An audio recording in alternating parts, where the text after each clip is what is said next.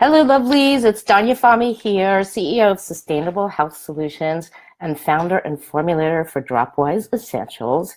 And it's Wednesday Wellness Wisdom Day. So I'm here to give you some wisdom and hopefully shed some light on some of the reasons why you're so damn tired all the time and can't find the energy to keep up with all the day-to-day demands and responsibilities that you have to face. So today I'm going to be covering the top 5 reasons why you're so tired all the time, and then I'm going to give you some tips on how to figure out which of these may be the underlying cause of your problems. So let's get started. And by the way, if you know anyone who's struggling with their energy, complains about being tired all the time, tag them and so they can benefit from some of the information I'm going to share with you here today. So again, let's get started. I'm going to start with, I like to always start with like the more obvious reasons so you can kind of rule them out, get them out of the way. Once you can rule them out, then we can sort of drill down to some of the less obvious reasons and ones that most people probably aren't even aware of are contributing to their fatigue. And so the first one I will start with is, are you getting enough sleep?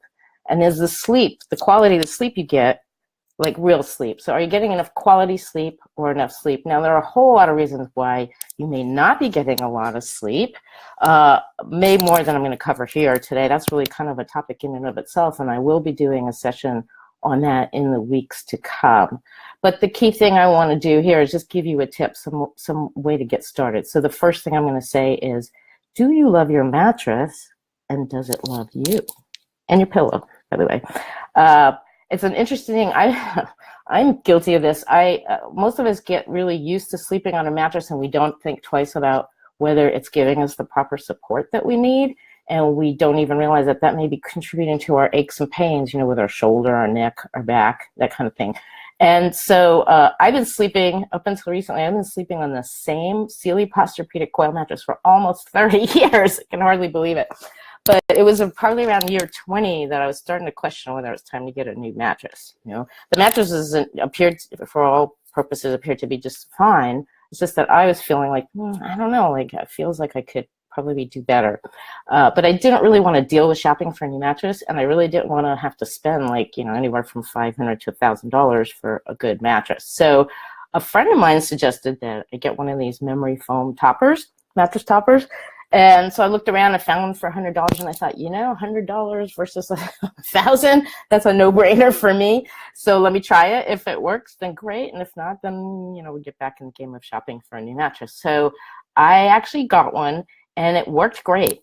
It made the bed so much more cushy and comfortable for me, and it actually miraculously extended the life of the mattress for almost 10 years, right? So that was a really great move on my part.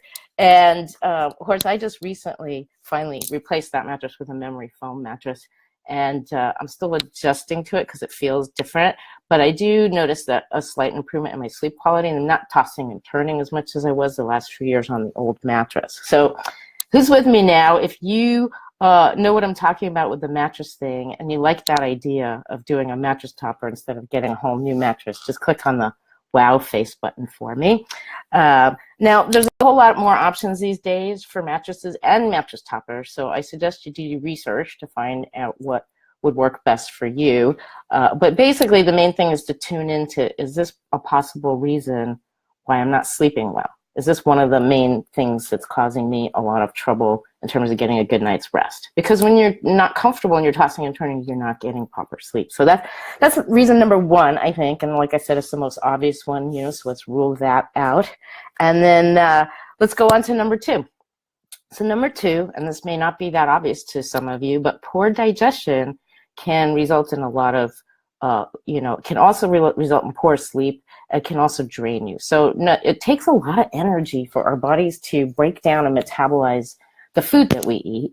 And depending on the quality of food that we eat, sometimes that process is a little easier than others. But nothing will drain your energy faster than if you're having some kind of digestive distress, whatever that may be. So, who knows what I'm talking about? Have you ever tried to go to sleep when you're kind of feeling a little over full, or you're feeling a little queasy or nauseous, and you're having some kind of indigestion? It's really hard, right? So generally speaking, I have to say that the answer to this, and it's not a simple one, but you've got to upgrade the quality of food you eat. Because if you're eating low-grade, junky kind of food, it throws your whole system out of whack, right? It's kind of like a double whammy because your brain doesn't get the nutrients that it needs to run properly, to function properly. And your brain is running the show in your body. So if your brain is kind of deficient in nutrients, everything else is going to suffer, right? And then you have the added burden on your organs of your digestive hormones being thrown out of whack because you're not feeding them the right kind of mix of foods.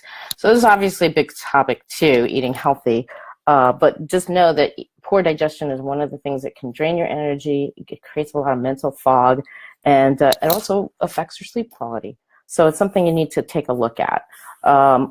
This is with me here. But here's a tip. I'm going to give you a tip on what you can do to start turning that around. So the very thing you can start doing right away that's going to make a difference for a lot of you is cutting out excess sugar. You should really scale way back on your consumption of sugar, and you'll be amazed at how much better you feel and how much clearer-headed you are and how much weight you might actually lose if you can just do that. Now, that's not that easy to do for a lot of people because sugar, it has a sneaky way of hiding in most of the foods that we eat, right? So it takes some focus and some diligence to be able to identify where those hidden sugars are that are causing the problem. So what I suggest is like a step-by-step plan to get off the evil powder, like sugar, it's like cocaine. It is kind of like a drug, and it's a taste addiction that you have to break. So I would start just by eliminating all processed sugars, and that's things like, high fructose corn syrup, any kind of corn syrup, maltodextrin, artificial sweeteners, because all of those sweeteners are really toxic to your digestive system. So just start there. That could be like a first step. And that means you have to read the ingredient labels on the products that you buy and that you eat. But once you do that, if you can get yourself to do that, then the next step I would say is to eliminate or radically reduce your consumption of products with added sugar, meaning sugar that's added to the product as opposed to sugar that's naturally occurring. So obviously like fruits and fruit juices are naturally high in sugar, but a lot of processed and packaged foods have added sugar to them, whether it's cane sugar, like could be doesn't have to be a processed sugar, but it's just sugar. And so one of the best ways I know to do that is to set a limit on how much sugar you can consume in a serving of a food. And I recommend, and this might be hard if you're just starting this process, but really it's what worked for me, is you just limit your intake of sugar to 15 grams per serving of whatever food it is you choose to eat. And I would say that that's actually more important to do that first. Do that regardless of whether it's added sugar or naturally occurring sugar. Once you can get the content down to 15 grams per serving, then you can start to weed out the products with the added sugar in there. And then you can start to replace them with healthier sweeteners. Okay, so I'm talking about things like coconut sugar, for example, or stevia, S-T-E-V-I-A, and some other kind of newer fangled sweeteners that you're going to find in more natural foods these days are like monk fruit extract. And then to a lesser extent, I don't really recommend these, but they're better than regular sugar, cane sugar, which would be like maple syrup and raw organic honey and organic brown rice syrup and those kind of tapioca syrup. So those are better quality sweeteners, and I would focus on shifting to those. Now, it all depends how motivated you are and how tired you are and how fast you want to get your energy back. But this, I know, and I know several friends of mine have also testified to, once they cut the sugar out of their diet, how much more energy they had. So just remember, Rome wasn't built in a day. And so be patient with yourself, but at least give it a try. The less sugar you consume, the less craving you're going to have for that. And after a while, you're going to see, I would say after at least a few weeks, probably a few months, all of a sudden, you're not even going to like the taste of really sweet things that you in the past couldn't avoid, like you couldn't keep yourself from eating them. So that's one of the benefits of doing it. If you can go cold turkey, that's great. If not, just do it step by step, kind of in the manner that I recommend. Okay, let me know in the comments below if you're finding this information useful, whether you're with us live or you're watching this later. So let me get to reason number 3, and this is one that's kind of near and dear to me because I feel like it's one of the most overlooked reasons, and that is toxicity in the body. So, I feel like, we all have something called a body burden. And that is actually something that's been scientifically documented, and it refers to the accumulation of chemicals and toxins and petroleum ingredients in our bodies. That's because our bodies are not designed to easily break down and metabolize these foreign substances. So they actually remain in our body, and our body tries to compensate. Our immune system is always trying to heal, protect, and heal us. So it'll do whatever it can to sort of deal with those toxins to keep them from floating around and causing more trouble in the body. And this is really one of the areas that scientists are looking at, a possible contributing factor to the rapid rise in obesity and weight loss resistance. So if you are like one of those people who's been trying for a really long time to lose weight and you just can't shed that weight, that could be a contributing factor, is that you have toxins in your body and your body's hanging on to them, doesn't want to release them, because if it releases them, then that can also make you sick and harmful. And there are ways you can do that. You know, there's ways to do detoxing and that sort of thing. But it's something to consider. A lot of people don't realize that, you know, what it comes down to is that a great many chemicals get into our body in a variety of ways. They get into by what we put in our mouth, what we're rubbing in our skin, and what we're breathing in. So our household products, environmental, scented things that we're smelling that are chemical as opposed to natural, or, you know, moisturizers and things that we're rubbing into our skin daily that are made with like a soup of chemicals, and all of those get absorbed into your bloodstream. And then your liver has to, and your kidneys, which are your body's major organs of detoxification, they can't handle it. It's like they're already overloaded just trying to process the metabolic waste, which is just the natural byproduct of our cellular processes.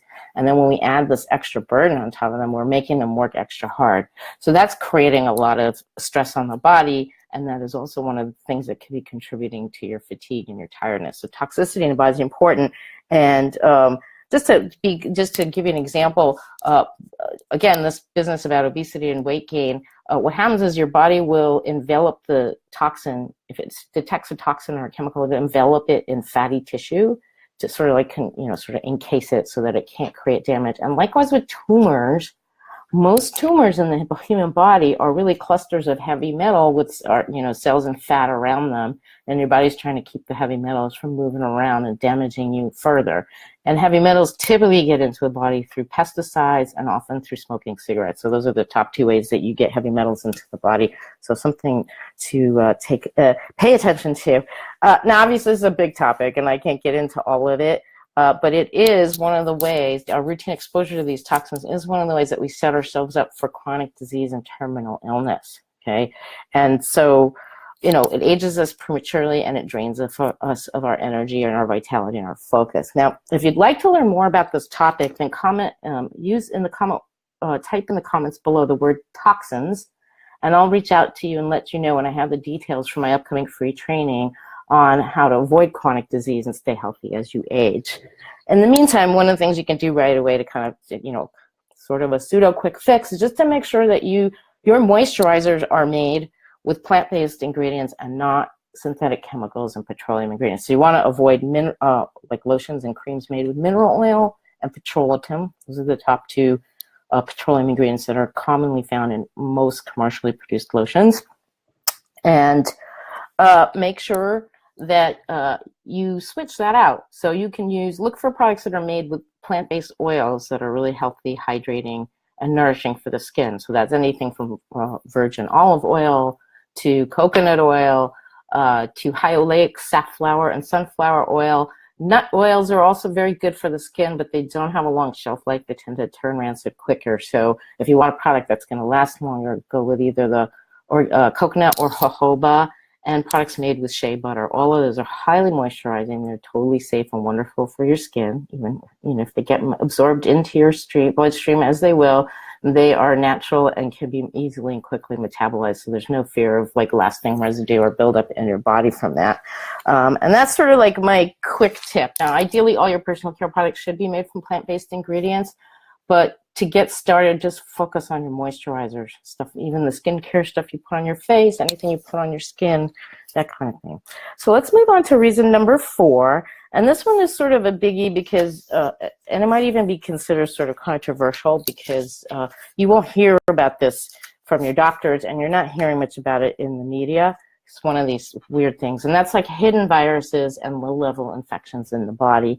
You know, this is actually, there's a lot of credible evidence now that these pathogens, the viruses, may be the root cause of a lot of autoimmune conditions, right? So something called the Epstein-Barr virus, which was originally called the yuppie flu back in the 80s when it first sort of came onto the scene, and has been identified as the cause of CFS, which is chronic fatigue syndrome. And Anthony Williams talks about this in great detail in his book, Medical Medium. I highly recommend you get a copy of that or take it out of the library and read it. It's very eye-opening. But basically, the deal is that most of us have these or have had these hidden viruses and infections that have been in our bodies for years and maybe even decades without us even realizing or knowing. Because what happens is they create these symptoms that are often associated with autoimmune conditions. And that's why they often get diagnosed as autoimmune. The longer they hang around in our bodies, the more clever they get and the more able to replicate themselves to look more like our healthy cells. But our immune systems are always fighting to protect our brain from these viruses, because once your virus gets into the brain, you're toast. So your body's doing the best that it can. So it doesn't, just to be clear, your immune system does not attack itself the way that a lot of doctors and people explain it. What happens is that it is trying to deal with the pathogen, but the pathogen has gotten so good at recreating itself to look more like your healthy cells that it's not able to focus on, you know, and eliminate just those, right? It's all kind of, it's like a muddled together. So the body is trying to get the bad guys out, but it can't quite figure out how to do it, how to direct its focus, because they're just enmeshed there with the healthy cells. So your body's not attacking itself. It's trying to attack the pathogen. And obviously the best option or fix for that is to deal with the pathogens, but that's not always that simple. But there are ways to do it, and it can be done without drugs and medication. And so that's going to lead me to reason number 5, which is vitamin deficiencies. Okay, most of us are deficient in some kind of vitamin. Typically, it's vitamin D, vitamin C, and to a certain extent, vitamin B12. When our bodies are deficient in vitamins, then all of our systems and processes are affected. You know, they're sort of, what's the word I want to say? They're not disabled, but they're just like held back, hampered. They're hampered. So everything suffers when we don't have enough vitamins and nutrients in our body to keep the processes humming along the way that they're supposed to. So obviously, one of the fixes for that is to add more vitamin to your regimen. Now, excuse me, it's kind of a thorny thing because there's so many supplements out there on the market, and supplements are not cheap. Good quality ones are not cheap. So a lot of times we run out and we take what the latest, greatest thing is that someone recommended, and it may not be the thing that you need, and so you're throwing money away by doing that. Now, you can be tested for vitamin deficiencies, and I would recommend that you do that if you suspect that might be, if you've ruled out all these other issues, then that might be one of the things you need to look at. And I will tell you this one little tip about vitamin D that most people don't realize. So our bodies utilize the sunlight to create vitamin D. And when we block our body's abilities to do that by using sunscreen. So when we use sunscreen, it's like a block, and it prevents your body from being able to use the sunlight to create vitamin D. And vitamin D is actually a critical nutrient. It's actually being used now in cancer treatments, and with very good results, actually. And so it's a little bit ironic that when you use sunscreen, and there's such a big craze out there, all the hype about don't leave your house without putting sunscreen on, sunscreen has been known to have carcinogenic chemicals in it. So now you're rubbing carcinogenic chemicals into your skin, and you're blocking your body's ability to create vitamin D, which can protect you and heal you from cancer. And so, I get it. Like, a lot of us are fair-skinned and need some protection. But here, you don't need a whole lot of sunlight to get the vitamin D. You need like 10 to 15 minutes of sun exposure a day. And if you do it later in the afternoon, after 2 p.m., the sun's rays just aren't that strong. Even though they may feel strong on your skin, they're just not as strong. And so you don't have to worry so much about that. Okay, so that's my tip for you with regards to vitamins. And I'd say that you might want to get tested for your vitamin deficiencies to figure out which ones you're deficient in, and so you can invest in those vitamins and not a whole lot of other vitamins that you probably don't really need.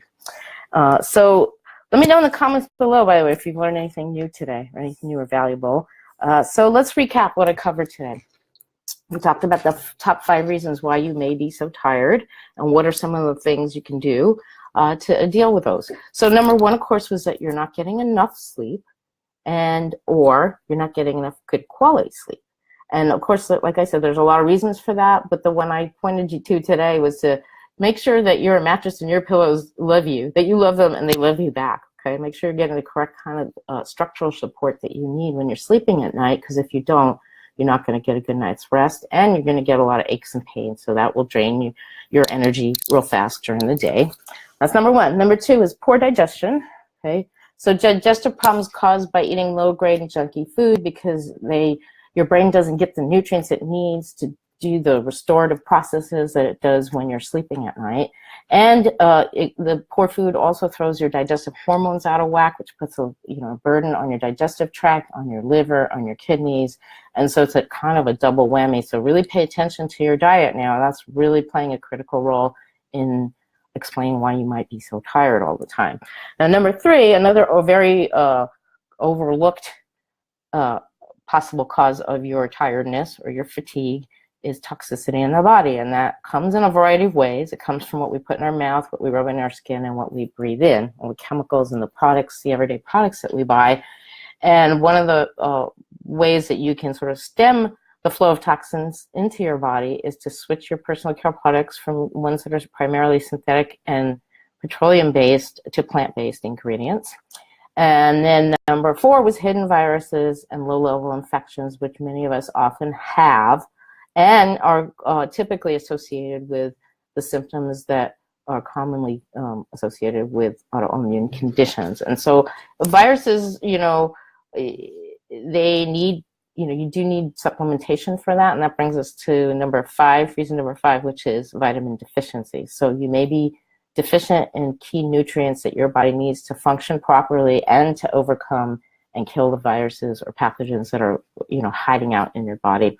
And so, again, if you want to improve your vitamin D levels, you could do it as a supplement, or you could just make sure you're as much as possible. Obviously, in the wintertime, it's a little harder to do that, but you want to get at least 10 to 15 minutes of direct sunlight every day. And if you do it late in the afternoon after 2 p.m., you don't have to worry so much about the damaging effects of being in the sun. And that's all I have for you today. I hope you found this information valuable. Remember to type in the word toxins in the comments below, whether you're here with me now or you're tuning in later. And I will let you know about my free upcoming training on how to avoid chronic disease and stay healthy as you age. That's it. Happy Wellness Wisdom Wednesday, lovelies. Hope you enjoy the rest of your day.